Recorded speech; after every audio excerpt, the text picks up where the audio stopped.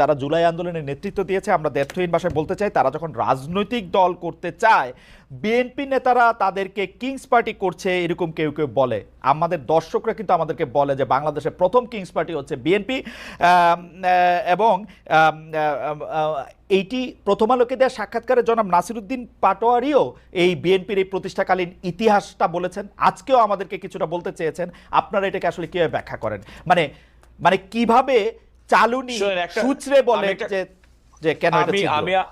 আমি আপনাকে এত কথা বলি যে জন্ম হোক যথাযথ, কর্ম হোক ভালো, এটা তো আপনি মূল জিনিস আসলে খেয়াল করে দেখবেন। এটা কিন্তু প্রথমত বিজয় রাখতে হবে। প্রথম কথা হচ্ছে যে বাংলাদেশের রাজনীতিতে 2024 সালে যে দলই করে না কেন, কিংস পার্টি কি একা শুধুমাত্র যদি আপনাদের সংজ্ঞায়িত যদি হয়, তাহলে রাজনৈতিক দল হিসেবে শুধুমাত্র একমাত্র বিএনপি, একমাত্র কিংস পার্টি না, জাতীয় পার্টি। হ্যাঁ, বিএনপি জাতীয় পার্টি ভাই ভাই।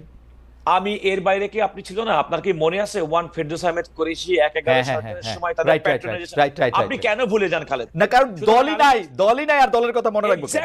এক্স্যাক্টলি আজকে বিএনপি আলোচনার মধ্যে আছে, এই কারণে বিএনপি হচ্ছে বাংলাদেশের আগামী দিনের রাষ্ট্র ক্ষমতা প্রত্যাশী প্রধান কন্টেন্ডার।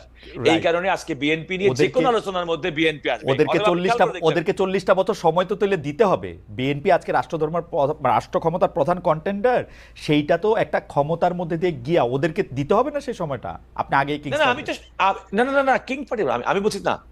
আমি যদি নাসিরউদ্দিন পাটোয়ারি তারা যে রাজনৈতিক দল করছে, বিএনপির প্রতিষ্ঠাতা শহীদ প্রেসিডেন্ট জিয়াউর রহমান বাংলাদেশে বহুদলীয় গণতন্ত্রের প্রবর্তন করেছিল, একদলীয় শাসন ব্যবস্থা থেকে করেছিল।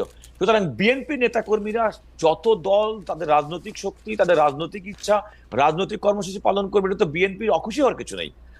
বিএনপি খুশি হবে, কারণ তাদের দলের নেতা আমাদের দলের মানে যে নেতা, মূল নেতার। কিন্তু এইটা বলেন তো কাজল ভাই, বিএনপি অকারণে কেন ছাত্র জনতার এই পার্টি মানে এই বৈষম্য বিরোধী ছাত্রদের অকারণে একটু খোঁচাখুচি করতেছে না? কিছু হইলে বলে যে যেমন দেখেন এক্সট্রিম। আপনি আমাকে বলেন কিছু এক্সট্রিম আমার মনে হয় যে কোনো একটা বক্তব্যের আইসোলেটেড কোনো পার্ট নিয়ে সেটাকে একটা মিসইন্টারপ্রেট করার সুযোগ থাকে।